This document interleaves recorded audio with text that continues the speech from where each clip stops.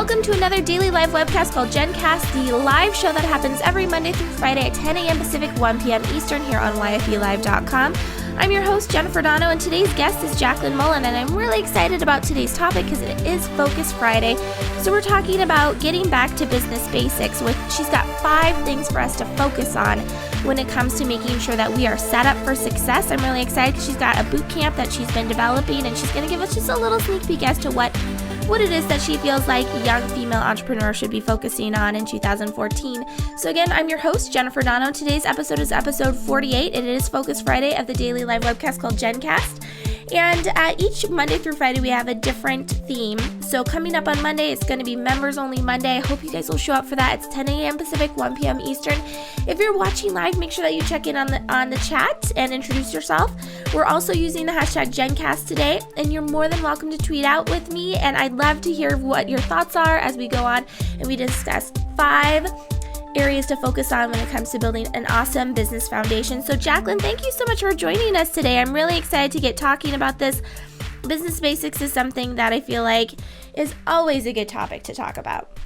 Absolutely. And thank you so much for having me. This is such an honor, seriously. So, and I think what's interesting too is like business basics, they're applicable whether we're starting out or we're established businesses. I've had my business for 4 years now. And as I was going back through, these are all things that I still need to implement 4 years into my business. So Absolutely. Just remember that, ladies. This isn't just for the startups. This is for those of us that are established too. I love that. So Jaclyn, you started 4 years ago, and I got the chance to chat with you over Skype on Monday and hear a little bit about your story, and I loved the evolution of it. Anytime a young female entrepreneur is open to change, to getting started and figuring out what it is that they're doing is always something that excites me. So share with us a little bit about your startup story.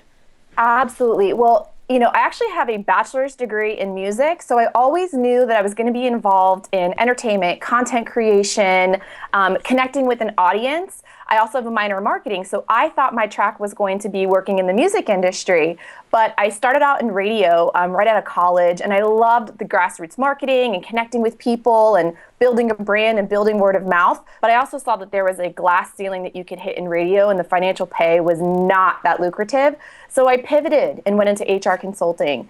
And, I was on a business development track for a long time, but that performing artist in me was just slowly and surely dying and getting really angry that I wasn't being creative and expressing myself. And about 4 years ago, like you said, after going through a couple of professional development programs here in Los Angeles, I launched a business. And initially I launched a business as a consultant. And taking inspiration from that performing arts background, I look at entrepreneurship as a dance. So 2 years ago, I started doing a lot of community management with brands. I became this go-to content creator, and I was the person if you needed some audience analysis. And while that was great and fun, I realized I can only have so many of these clients. So now I'm launching this boot camp for female entrepreneurs, whether they're starting out or established, based upon everything that I've learned, based upon the mistakes that I've made, the things that I've done right. And that will be launching officially in April. It's called UCamp. So nice. So I'm excited to talk about this because, like you said, you're getting this boot camp going and you're really just establishing right now what it is that you should be talking to young female entrepreneurs, right? So you've put together 5 business basics for us, and this is something that I requested because a lot of young female entrepreneurs are always asking, I have this awesome idea. People email me all the time and they're like, what should I be doing first? And I usually point them and I've said this multiple times on the show, I usually point them to the E-Myth, the book by Michael Gerber, I think his name is. That was one of my first ones. I got started in business in 2007, and I think by then it was pretty old too, so it's still an older book. But anyway, still very useful. So Jaclyn, tell us a little bit more. Let's go ahead and just get started because I want to make sure that we get through all of these. So your first one is to learn to love your numbers. And this is something I feel like I hear a lot, but I still don't do. It's very, very common for us as women. I think, first of all, we launch businesses because we're passionate about the services that we're providing. And, Seriously. And creating the services and maintaining the services in and of themselves takes a lot of time and energy. So, I've heard this consistently over and over and over again. Oh, I don't look at my numbers. Oh, I don't want to handle my accounting. And that was one thing, especially coming from a business development background, that I absolutely had to do and learned to love to do. And here's the challenge, Jen, especially when we're starting out, I think a lot of us attach our worth to our numbers. So I think the reason why there's an avoidance is because it makes you feel bad. It makes you feel like you're so far away from where you need to be. You really need to learn to love those numbers. I mean, you're in business to be profitable. You're not in business to necessarily break even. So my old boss used to have this saying, the numbers don't lie. Look at your data frequently. It doesn't matter if you have an accountant or if you have a bookkeeper. I use a program called outright.com that's free, and that at least allows me to go in on a weekly basis or a monthly basis and take a look at how things are turning out in terms of profit, in terms of, expenses. The other thing with regard to loving our numbers is as you start to make more money, the tendency is to want to spend more money. But again, profit is really the key here. So I'm not saying you have to look at them every single day and drive yourself crazy, but you should be looking at your numbers at least once a week, and you should be definitely looking at your numbers monthly. And ladies, what we are talking about here is revenue. Revenue for sure. So let's move on to point number 2. Point number 2. Which is the second point that you're getting into, is to quit your day job once you have a cash cushion. Now, this is something that I feel like people are very divided on, right? So there's this one camp that says you have to be 100% in it in order to win it, and the other camp is much more safe. So what do you mean by quit your job once you have a cash cushion? First things first, right? So going back to loving our financials and our numbers, I was able to finally walk away from my full-time job when I had about $10,000 cash saved in the bank. Now that required a lot of discipline on my part. So I had to give up the gym membership. I put off getting a brand new car and having a car payment. I would put myself on a food budget so I wasn't dining out all the time. And I started with $100 a month, and then 2 months in, $150 a month, bumped it up to $200. And we're talking like back when I was 24 or so. So I had to save for a really, really long time and also work for other people so I could learn and earn. But I knew when the time was right that I had to walk away from the day job, from the 9 to 5, given my focus, given my energy level, given my ability to really commit 100%. So some people will still do the side hustle thing, and that's completely fine. My recommendation is dive deep. Dive deep. Just make sure you have the cash cushion.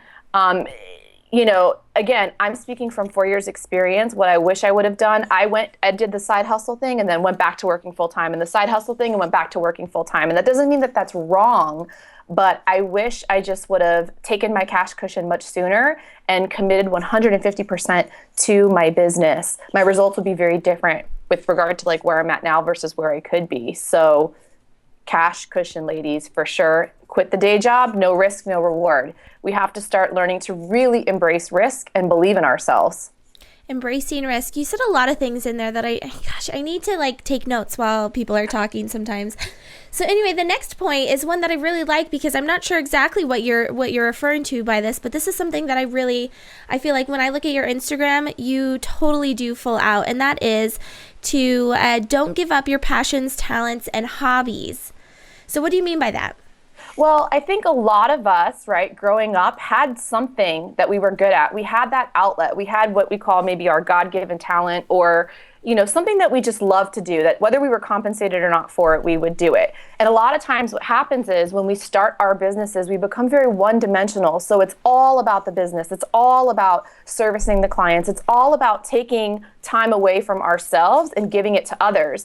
And my whole thing is, if you're passionate about something, if you love to sing, if you love to dance, if you grew up playing an athletic sport, make sure you carve time out for yourself to do that, because that is what will keep you inspired. Having that distraction, if you will, giving that inspiration back to yourself, doing something that you truly love. I mean, science has shown that when you sing or dance or even paint, that you produce endorphins in your brain, that happiness chemical. That really helps when on the other side of things, you're really stressed out. And I also think that, we talk a lot about personal brand in this day and age and what differentiates us and makes us different.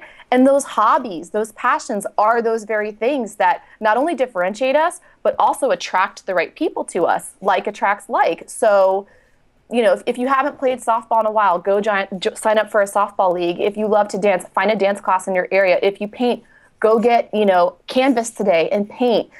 Find time each week to pursue your passions and hobbies, because it's going to make you a happier person. It's going to make you less stressed, and it's going to help you attract the right kind of audience. Well, and that feels really counterintuitive too as an entrepreneur. I want to be able to work, that's always on my mind, my numbers, my business, what it is that my goals are.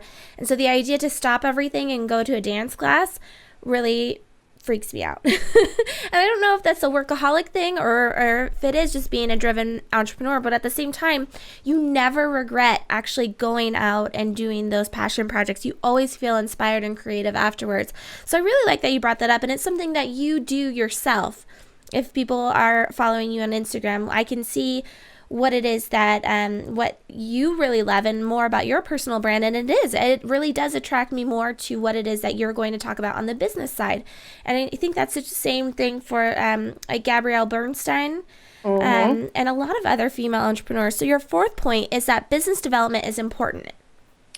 Oh yes. So again, I hate to sound like money, because for me, entrepreneurship is about the journey. It's about the person you become. But business, it's all about the Benjamin. So again, I have that strong business development background. What do I wish I would have done 4 years ago, and what am I continuing to focus on right now for my business? Business development, lead generation, and lead nurturing. Understanding that you might pick up 5 clients and you might have 5 clients for 6 months. But if you don't have some sort of pipeline going along, when 1 or 2 of those clients leave for controllable circumstances or unforeseeable circumstances, you put yourself in a predicament. So, sales are sexy. A lot of women that sales are sexy. See, I'm trying to pick up all. You have so many little cute sayings. I need to get all of them. I'll have to rewatch everything. So anyway, I'm sorry for interrupting you. Sales are sexy. Sales are sexy. And I think the problem is salespeople have a very interesting reputation. So one of the paradigms that I'm trying to offer people when we go out and we're in business development mode is that we are problem solvers. Come from that space of you're not selling somebody something they don't need. You are solving a problem for somebody. And why would you not want to solve a problem for as many people as possible? So, don't avoid business development. Tori Johnson has this awesome way to tackle this, especially if you're a small business owner or a solopreneur. 5 people a day. Reach out to 5 people a day. Now, here's the thing also, Jen, with business development. They don't necessarily always have to be your customers, because you can get business from strategic alliances, from joint venture partners, and from social media influencers, bloggers, PR people. But 5 people a day, 5 times a week. This is very feasible. And I did this when I was actually doing business development for a beauty brand. And I would tweet, 5 beauty brands, for a beauty site that was similar to Birchbox. I would tweet these 5 beauty brands or beauty influencers a day, and I would start to build this pipeline up. So we're talking 5 people a day, 5 times a week, 4 weeks out of the month, that's 100 people. Well, I would actually convert 3 people into getting on the phone with me and signing up or connecting with me. Then I'd have an additional 3 people who became leads or we built a relationship with. So we have to be proactive with regard to this, because our services and products aren't going to sell themselves. We have to sell them ourselves. Well, and since you're bringing up business development, I actually met someone, he was doing a live webcast with us, and his title,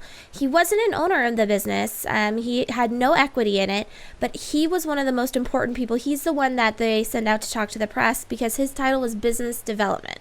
And I think that's interesting to even give ourselves that title, even if it's not the one you might put on your business card. Think of yourself as a business developer, just like you said you did business development work with another brand. So your 5th and last point, and this one was a good one. Let me see if I can pull this up.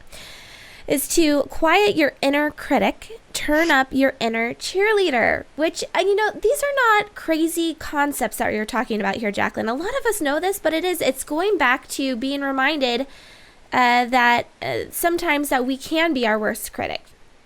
Especially in this day and age where we can see what everybody is doing, right? Yes. So there's a lot of perception that's created on the internet. So-and-so has a better website than me. So-and-so was in the news and I wasn't. You need to really just give yourself credit for even launching your own endeavor. And I'm glad that you brought up, like, yes, this seems like it's such common sense, but we have to understand the way our ego minds work. We have to understand the way habits are formed. So habitually our whole lives, we are trying to always improve. We're trying to get better grades. We're trying to look better. We're trying to move up the corporate ladder. When do we ever give ourselves praise for what we're doing? So one of the exercises I found to be extremely helpful for me, particularly because I am driven and ambitious and I'll sit there and say, well, I need to do X, Y, and Z, is right at the end of the week, I write down everything that I've done right. I mean, on a daily basis, when you're done, 6 o'clock, 7 o'clock, 8 o'clock at night, write down 3 things that you're proud of accomplishing that day, and on Friday, review them.